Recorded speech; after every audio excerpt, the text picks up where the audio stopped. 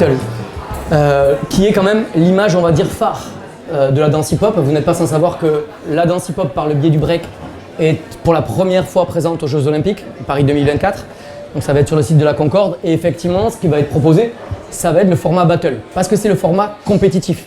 On n'a pas de compétition en cercle, on n'a pas de compétition en line, on n'a pas de compétition dans un club à 5 h du matin pour voir qui est-ce qui a le mieux enflammé la piste de danse. Ça pourrait, quand j'en vois certains ici, mais ça pourrait. Mais pour les Jeux Olympiques, en tout cas, ils ont retenu le battle.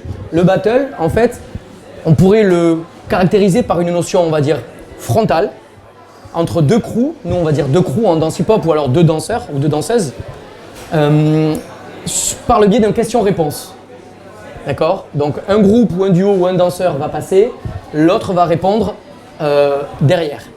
Il y a autant de formats de battle que d'imagination. Et aujourd'hui, en plus, voilà, on en parle souvent avec David et c'est présent dans le livre. On a essayé de faire une petite liste non exhaustive des différentes battles qui peuvent puller aujourd'hui, mais il peut y avoir des battles solo, il peut y avoir des battles en crew, il peut y avoir des battles d'un style à part entière, que du break, que de la house, que du popping. Il peut y avoir des battles, ce qu'on appelle multi-style.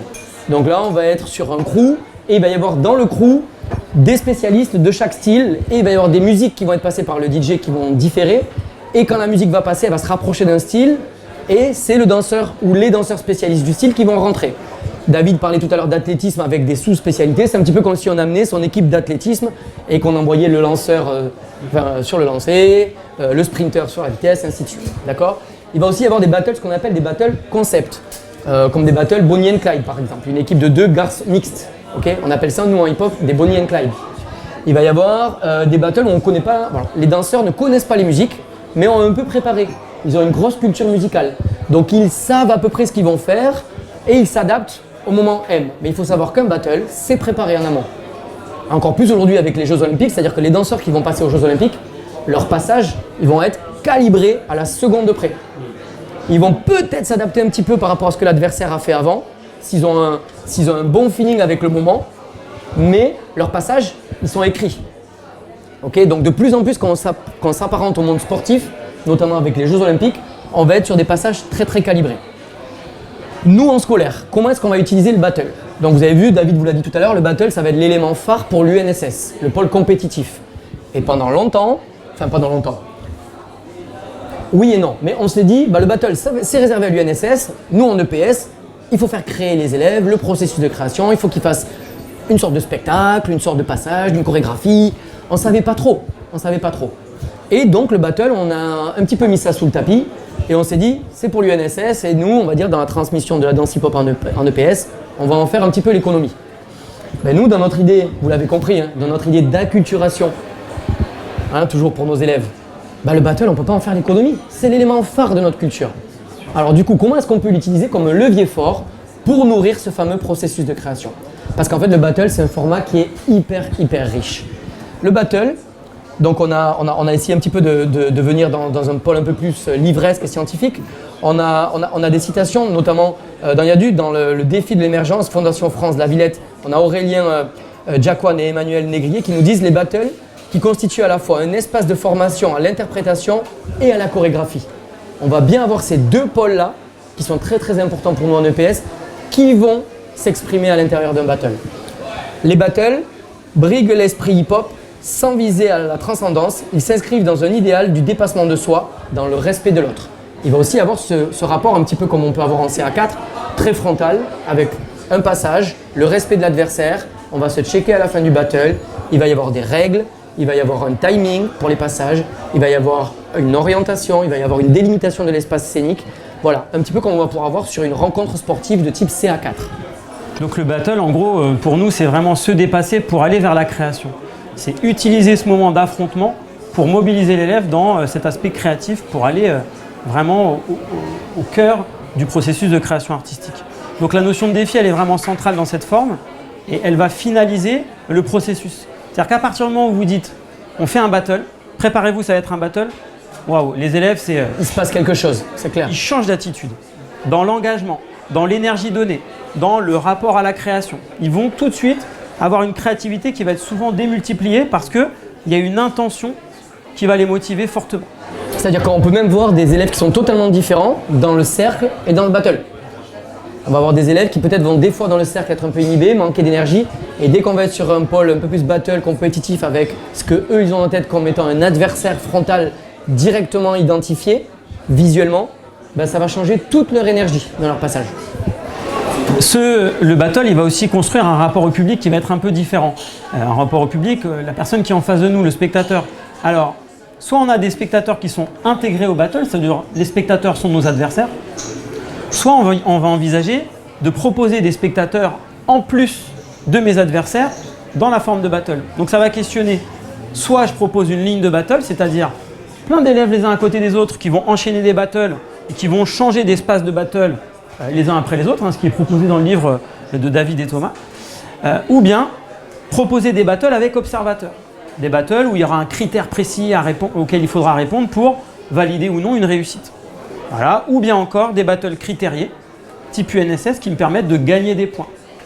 C'est-à-dire qu'on pourrait avoir soit des battles avec observateurs où on est focus sur la synchro. Est-ce que du début à la fin du passage, vous êtes bien synchro dans l'intention battle, et là vous validez ou non l'acquisition, ou bien des battles où on va aller vraiment sur des constructions collectives, des images fortes, un rapport à la musique, etc. Ce qui va être prégnant dans le battle par rapport au cypher, si on devait faire une différence, si peut-être pour vous c'est peut-être un peu confus, ça va vraiment être la notion de réceptacle, c'est-à-dire la notion de défi, de réponse à un adversaire, ou tout du moins à un groupe frontalement positionné. Nous, par exemple en scolaire, ou même dans n'importe quel battle, on va dire de type à l'extérieur, les vrais battles, ou même maintenant avec les JO, c'est que les passages de questions-réponses sont comparés l'un à l'autre. Là où dans le cercle, on va être sur son passage propre à soi-même, dans le battle, on va dire et on va mentionner, alors il va y avoir des critères, comme l'a dit Thibaut peut-être, mais on va comparer les deux passages. C'est-à-dire que mon passage va être analysé à l'aune du passage du groupe en face ou du danseur en face.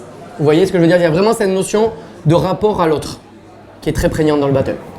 Alors l'idée, pour revenir un peu sur l'aspect motivationnel, c'est clairement il y a un but de maîtrise qu'on peut replacer à l'intérieur à partir du moment où on va donner des critères et des objectifs précis à remplir.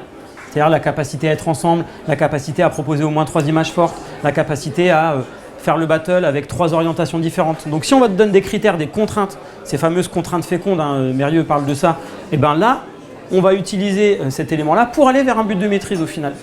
Est-ce que vous avez réussi à replacer votre 4x8 ans de top rock dans un ordre différent que celui qu'on avait travaillé, avec des modules ABCD, voilà, on l'avait déjà fait. Est-ce que vous avez réussi à placer ces 4x8 ans dans un autre ordre? Voilà, but de maîtrise.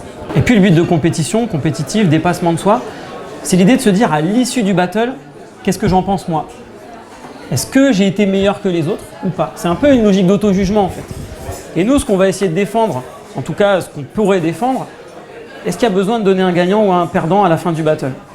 Et ça fait une grosse différence par contre avec l'approche culturelle, c'est que dans certaines formes de pratique qu'on pourrait mettre, la ligne de battle, à la fin il n'y a peut-être pas de gagnant. Mais dans ma tête, moi j'ai jugé le battle. Je sais si on a réussi ou si on s'est fait battre. Et là, il y a quelque chose qui est intéressant à questionner aussi dans ce rapport à l'adversaire. C'est ça, c'est la notion effectivement de à la fois se mettre en jeu dans le corps, mais se mettre en jeu effectivement dans l'esprit. Et on revient tout à l'heure à la notion un petit peu de performance. Est-ce que c'est un gros mot, nous, dans le PS? Ou est-ce que c'est quelque chose qu'on va accepter, manier de façon fine, de façon critériée? Il ne faut pas que ce soit n'importe comment. Mais est-ce qu'à un moment donné, ça peut être quelque chose qui intervient dans nos cours de PS? Nous, on pense que oui. Puis la victoire effective et la victoire ressentie, ça peut être intéressant aussi de se dire, selon le décalage que l'on peut avoir. Peut-être qu'il y en a deux dans un battle, on va tous les deux avoir l'impression d'avoir gagné. Et ça arrive, et sachez que ça arrive souvent, quasiment tout le temps. Dans tous les battles qu'on peut avoir en underground, les deux crews ou les deux danseurs pensent avoir gagné. Et c'est peut-être intéressant dans cette logique de motivation en fait, de ne pas placer forcément de gagnant.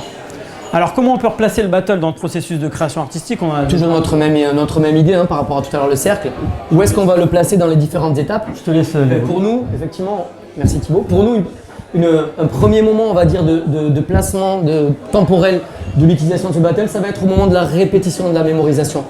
Vous voyez, on l'a mis là, et là, ça va être des lignes de battle. Parce que pour nous, ça va nous permettre de faire tourner les équipes un petit peu à la manière de montante-descendante, que vous connaissez toutes et tous, de placer nos élèves de façon matérielle très marquée, et on va faire des rotations. Ça va permettre quoi? Ça va permettre de gérer, nous, de façon très simple, tous nos groupes ou tous nos danseurs, et de faire en sorte aussi que tous nos danseurs voient les autres et rencontrent les autres. L'idée, c'est pas forcément, comme l'a dit Thibaut, de gagner ou de perdre. Hein, l'idée, c'est pas forcément ça, à part si c'est une vertu que vous voulez mettre en avant dans votre moment d'apprentissage. Mais l'idée, c'est pas forcément ça, mais ça va être plutôt de se confronter à différents styles d'élèves, différents types d'approches d'énergie, et de jouer, comme l'a dit Thibaut aussi, le rôle à la fois de danseur, mais de spectateur, quand je suis pas dans mon moment de danse. Et ça, c'est quelque chose qui est hyper vertueux pour nos élèves. Et puis la question, c'est qu'est-ce que je fais à la fin du battle? Ok, il y a ce check déjà qu'on va institutionnaliser, on a fait un battle, à la fin on se rejoint au milieu. On ne se sépare pas, on vient se checker, on vient se congratuler l'un et l'autre. Et puis, on pourrait peut-être évoquer cette notion d'échanger. Un coup de cœur, mon passage préféré, ouais, dans votre passage, ce moment-là, mortel. Ou bien, peut-être que là, sur ce moment-là, il faudrait peut-être améliorer ça et ça. C'est-à-dire qu'on passe de l'affrontement à la coopération par ce moment où en fait, on est chacun dans son camp, on se retrouve. Déjà, d'un point de vue spatial, en fait, on crée cette rencontre en faisant le check et on va pouvoir amener ça. Et la ligne de battle, elle permet d'entendre des retours et de pouvoir retravailler quelques secondes avant le passage suivant. Et donc, dans la logique du processus de création, on va présenter, on va répéter, mais on va aussi être dans la logique de présentation dans la ligne de battle, où on va me faire un retour sur ma présentation, et je vais pouvoir représenter, et un retour, et présenter, et un retour. Ça dépasse un peu ce que certains font, ou ce qu'on peut faire parce qu'on est pris par le temps. À la fin, présentation finale, je vous fais des conseils, et puis on verra ça la semaine prochaine. Là, on a un retour direct, on a un retour à chaud, qui va permettre, dès le battle suivant, en fait, de l'expérimenter, d'expérimenter le retour que l'on a eu du camarade. Et puis donc ce battle, ça peut être aussi la présentation finale, l'ultime moment de la leçon. Je me suis préparé pendant 1h30 pour ce battle, pour ce moment fort, où je vais peut-être être jugé ou être regardé par d'autres personnes également. Donc là, ça peut être intéressant. Et puis vous l'avez vu, il est à la fin du processus, ça veut dire que ces deux moments de battle, ils organisent l'élève pendant toute la leçon. Pendant ce passage dans les différentes bulles du processus, il va avoir en tête cet élément final. On va vous montrer peut-être un exemple de battle justement scolaire. Donc vous voyez là, on voit les plots, on voit les deux camps, avec donc un groupe qui est en train de questionner, en gros il fait le premier passage, et un groupe qui est en attente. Mais vous voyez, c'est là où on est un petit peu de façon beaucoup plus floue, un peu en symbiose aussi avec le cercle, et avec les fameuses algues dont je vous parlais tout à l'heure, c'est-à-dire que les spectateurs, ils ne sont pas inactifs. Ils sont dans l'énergie de ce que propose l'autre crew.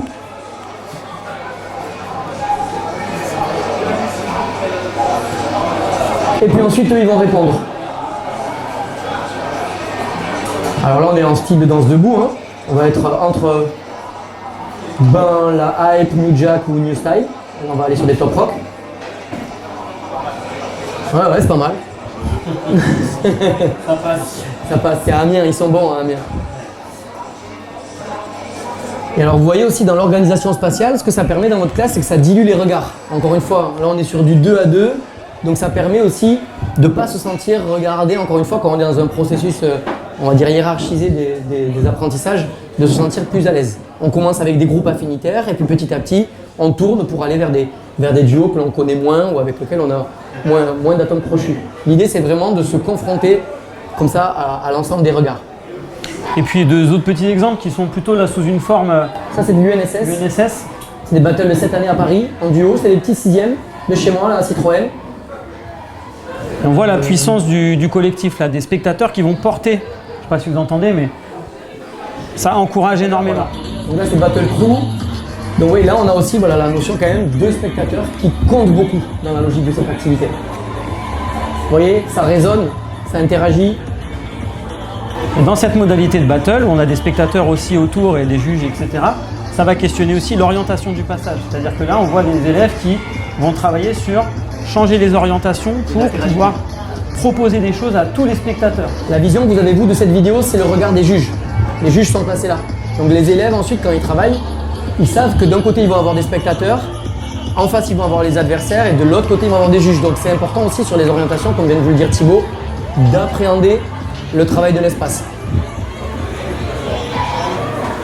Alors, dans notre logique des trois corps, on essaie de revenir un petit peu dessus à chaque fois. Pour nous, en tout cas c'est une des traductions qu'on pourrait donner, c'est pour nous le battle, ça serait la mobilisation du corps technique et du corps sensible au service d'un corps messager, le message du défi, la construction du passage pour être meilleur que l'autre. Donc on va mobiliser le corps technique, on va avoir besoin d'une maîtrise du corps technique et puis on va peut-être chercher à développer son corps technique avec l'intention de gagner le battle. Puis de même, on va habiter son corps sensible, on va essayer de se transcender et de mettre en valeur des signatures personnelles pour exceller à l'intérieur du battle. Ce qui est très très important dans la notion de message, qui pour nous est prégnant dans le battle, c'est vraiment de marquer les esprits. Voilà, dans la culture de la danse hip-hop, dans un battle, si on a réussi à marquer les esprits, c'est qu'on a réussi à sensibiliser les juges, c'est que le passage, on va le gagner. Donc le corps technique et le corps sensible, pour nous, ils sont majoritairement au service du corps messager dans le moment du battle. Et donc au niveau des codes culturels, on l'a dit déjà depuis tout à l'heure, hein, c'est nourrir l'énergie à l'intérieur du battle en tant que speaker. On ne l'a pas trop évoqué, non, effectivement. Ouais. C'est-à-dire que vous, en tant qu'enseignant, on a bien vu tout à l'heure à la prise de micro que David qu'il était habitué. Le micro, il est là, il est posé pour donner de l'énergie au collectif. C'est-à-dire pour scander des choses. Il y a le moment où on fait tourner la bouteille. Attention, qui va gagner? À droite, à gauche, qui va commencer? On nourrit, super le passage. Allez, attention, deuxième passage. Là, c'est vraiment ce moment où on se met en jeu et on dépasse le côté prof de PS. On devient un coach un petit peu. Un coach qui va en même temps donner les différents moments du battle, qui va pouvoir structurer les passages, qui va pouvoir donner des comptes 5, 6, 7, 8 pour que tout le monde puisse partir ensemble pour faciliter l'engagement. C'est ça, il peut y avoir des battles un petit peu plus cadrés que d'autres. Souvent, chez les premiers niveaux, moi par exemple, je lance les 5, 6, 7, 8, comme vient de dire Thibaut, de la question. Okay, et quand je vois que tous les crews ont fini leur premier passage de questions, je donne le 5, 7, 8 de la réponse pour tout le monde. Ça permet, on va dire, de clarifier un petit peu la pratique. Après, quand les élèves sont un peu plus habitués, un petit peu plus au fait de ce qu'est un battle, il n'y a plus besoin de ça et on va chercher justement à le dépasser. Et puis en tant qu'enseignant, ça peut être le moment aussi de repérer des passages forts et de repérer un passage de battle. Hein, c'est toi qui l'expérimentais pas mal sur le terrain, il me semble. Je repère et après on va faire un zoom. On fait un focus, ouais. Toute la classe va venir et on va revoir le battle avec les propositions qui ont été faites par les élèves. Ça, c'était vraiment intéressant. Il y a un truc qui m'a plu là dans ce passage-là. Ok, on va venir faire un zoom, on arrête toute la classe, boum, est-ce qu'on peut le refaire? Et voilà. Et on va venir mettre un zoom et justement, dans la temporalité des apprentissages, on met un zoom et on renvoie la classe avec une nouvelle contrainte ou un rebond sur ce qu'on vient de zoomer avec la classe. Donc voilà pour les battles, hein, c'est vraiment cette idée de se dépasser pour créer. C'est comme ça nous qu'on l'entend. Il n'y a pas que l'idée de défi, il y a l'idée de tout ce qu'on va faire pour gagner le défi qui nous semble centrale.